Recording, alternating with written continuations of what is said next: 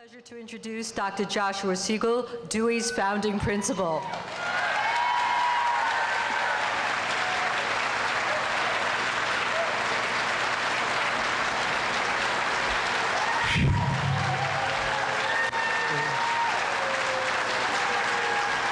Thank you. Thank you very much.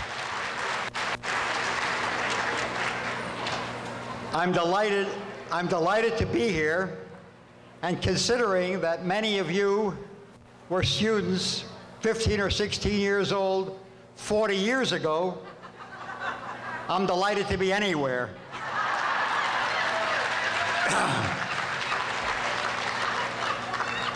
When Laura called and asked if I would be the keynote speaker, I was somewhat hesitant, but she reminded me that I do get many requests to speak. And I did say I did get many requests to speak, but I speak anyway. I'm glad to see that after 40 years, the idea and the spirit of Dewey is alive and well.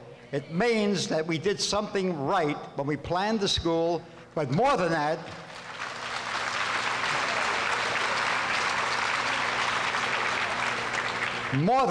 it meant that everybody who followed us did extremely well to reinforce whatever was planned at the beginning, so that all the credit for whatever Dewey has accomplished is the result of the efforts of the students, the staff, and the Dewey family that followed, and they are to be congratulated. 40 years is a long time.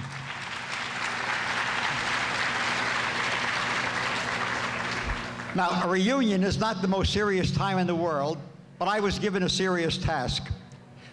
I was asked to speak of the 5 most significant elements that went into the creation of John Dewey High School, because I said, I guess I'm the only one old enough with a memory of what happened then. And while my memory is still here, let me try to do it. Right now, it's no secret that people are disenchanted, largely, in many places with American education, both at the elementary level, the high school level, even the university level. At the high school level specifically, people talk about high dropout rates, poor grades, lack of discipline, unformed goals, and you know what? They were saying the same thing 40 years ago too. 40 years ago, well actually 45 years ago, the New York City superintendent, a fellow named Dr. Bernard Donovan, said, let's see if we can do something about it. There must be a better way or a different way to educate high school age youngsters. At that time, if you think we have troubles now with a war in Afghanistan and a war in Pakistan and the Gulf being polluted, there were troubles 45 years ago too. During the decade preceding the first class at John Dewey, we had a president assassinated, and a presidential aspirant assassinated, a beloved civil rights leader assassinated, 4 students at a Midwestern college killed during a demonstration, unrest in the streets, and riots in almost every major city in the United States but New York City. We were fortunate that we had some leadership that helped us escape that. But those were the times during which John Dewey was planned. They were not comfortable or easy times any more than times are easy or comfortable now. But I just give you that as background to see what came as a result. The superintendent asked a dozen high school principals in New York City to meet and try to formulate a pattern, a design that would eliminate most of what the problems were as they saw them in the high schools. He got a grant from the Hershey Foundation and sent these people away during the summer for 2 weeks, locked them up, and said as a result of those 2 weeks, I want a pattern. And the pattern that came out eventually became John Dewey High School. And what was that pattern? One, the principal said, there should be a way of every student going through his high school career at a pace that may or may not be the same as everybody else's.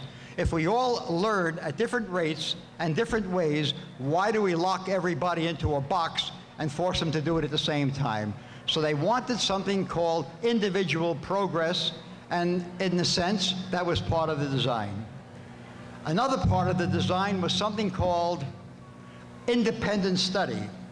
You know, sometimes we learn, not sometimes, all the time, we learn outside of school as well as in school. The plan was to see if there are more opportunities that could be created in school in a different way to accomplish the same learning tasks that we tried to do in the previous way by locking everybody lockstep from grade to grade, class to class, subject to subject. And the idea then was independent study, that youngsters can learn on their own as well as in classrooms. And some curriculum was designed for that also. The third thing that they wanted to do in a major way was to make the school central.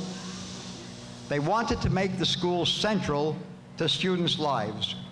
They took what was a 6-hour day and recommended an 8-hour day. Not that any more time would be held under instruction, but that there would be a provision made for resource centers, for other kinds of activities got to take place within a school building or within a school campus, and in that way accomplish the goal of making the school more central to youngsters' lives. Make it a place that would want to come and want to stay. So they ended up recommending an 8-hour day. Actually, the school day began at 10 to 8 and ended at 10 after 4. All right, that was basically the plan. Independent study, individual progress, and an extended day where we could accommodate more than just original classroom learning. The plan then became the dream of vision. That was the first essential element. Remember, my assignment was to go through 5. We've done 1. We had a plan. The next thing we had, the second essential, we had to have a student body. There was nobody here. We started with tabula rasa. The building was being constructed at the same time we were recruiting students. All we had was a design and a dream. We went from junior high school to junior high school where we could get in. Some of them wouldn't let us in. Some principals feared the school and what it might engender. But wherever we went, we tried to recruit students by telling them what the design was going to be. And as a result, we ended up in that first year with 1,100 students who wanted to come to this school. Wasn't that, well, all right, they deserve it, sure.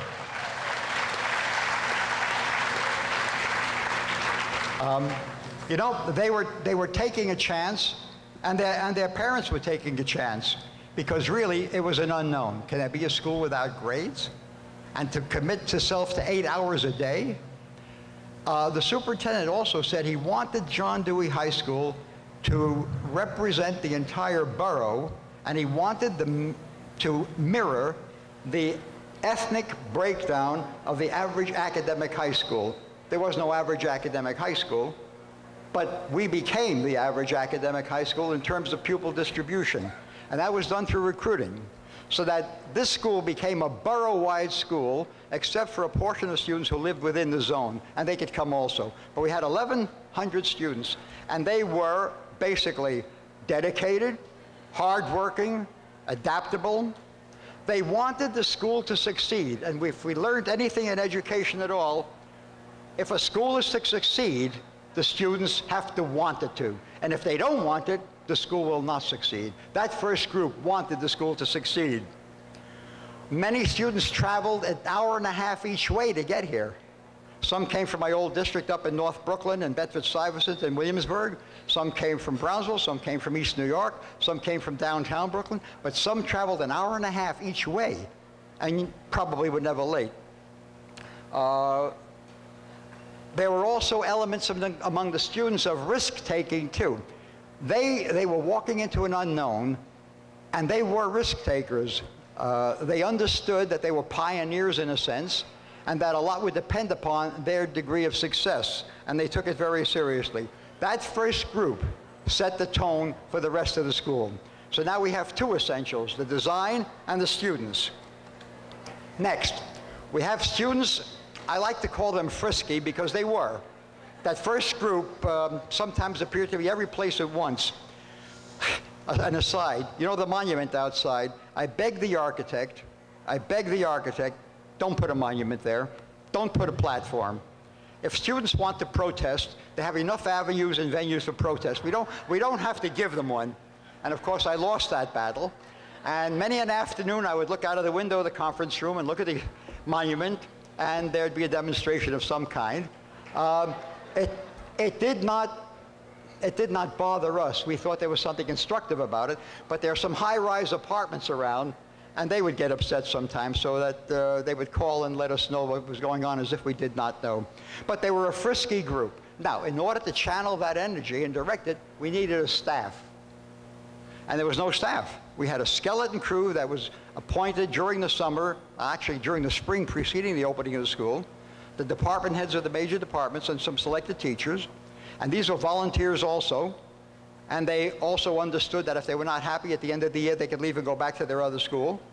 But they indeed were as venturous as the students were. They understood that this was going to be different, that this was going to be challenging. But they were flexible. They were hardworking. They adapted to a lengthened day. You know, an 8-hour day with kids is, if you're not a teacher, you don't understand. It's pretty rough. And beginning in April of that year, '69, they planned the school, basically. That skeleton staff planned the school. So now we had 3 essentials. We had the design, the students, and the staff. Next thing we needed was a curriculum. Curriculum, what's correct? Curriculum is anything we design, any activity we design, any program we design that has a specific educational end. It could be a textbook, it could be a course of study, it could be a syllabus, it could be a laboratory, it could be a gym, it could be anything as long as it has an educational end. And that summer, we wrote curriculum for every discipline in the school within a matter of months. And we also said, we're not going to restrict it to the building. So that first year, we had classes of art. If you remember the first year, if any first-year students are here, we had art being taught at Brighton Beach. Youngsters were making sand sculpture and then covering them with plaster of Paris because wood was expensive and stone was expensive, but sand was cheap. The first Earth Day was celebrated in April of '69. Our students cleaned up Plum Beach. The entire school. Our biggest concern then was whether we should give them a tetanus shot before they went there. It was not the cleanest beach in the world. We had marine biology, first high school in New York City, because we had the...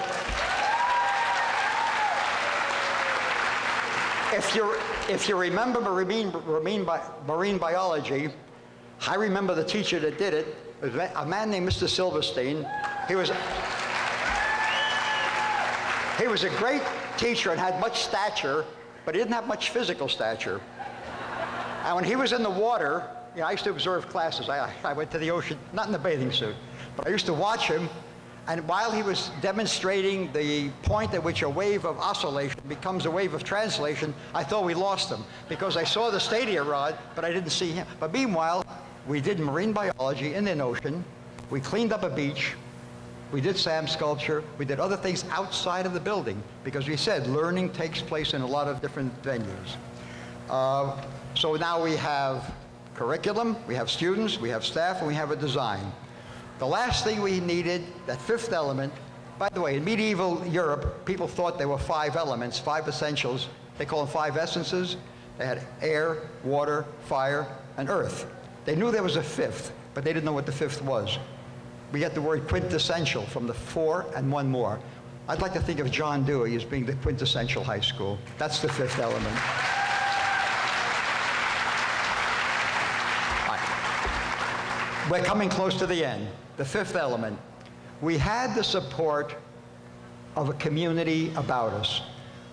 The mayor, if you remember, visited our school the first year he was here too. I tried to dissuade him. I didn't want him to come to a school where there was no furniture in the auditorium, where the cafeteria where we met was one that kids had to sit on the floor, but he came anyway. We had a mayor who was interested in the school, a superintendent who put a protective shield around the school to protect it from any kind of political interference that might happen.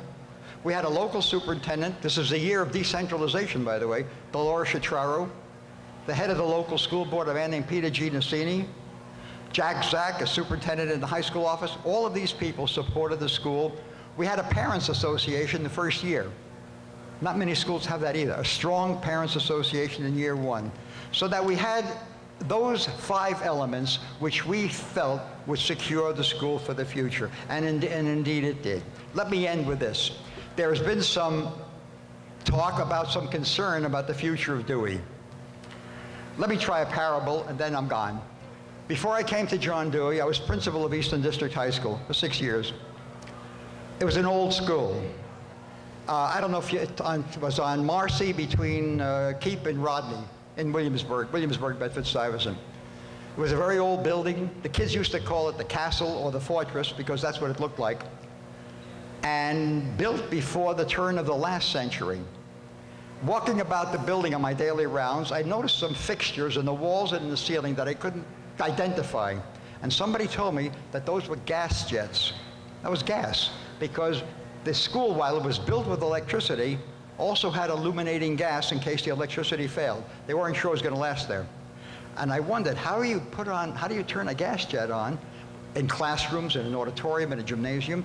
And I was told that a custodian used to come around with a long pole. At the end of the pole was a hook, which he would use to pull a little ring on a valve to allow gas to escape.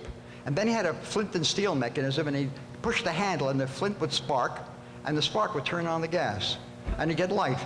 And I said, my God, that's a wonderful thing to do, to be able, with the flick of a wrist, or whatever action it is, to create a light, and then walk on, and knowing you left a light behind, and you have another one to do. And maybe that's all of our jobs regarding John Dewey High School, too. We all created a light. We're not there anymore now.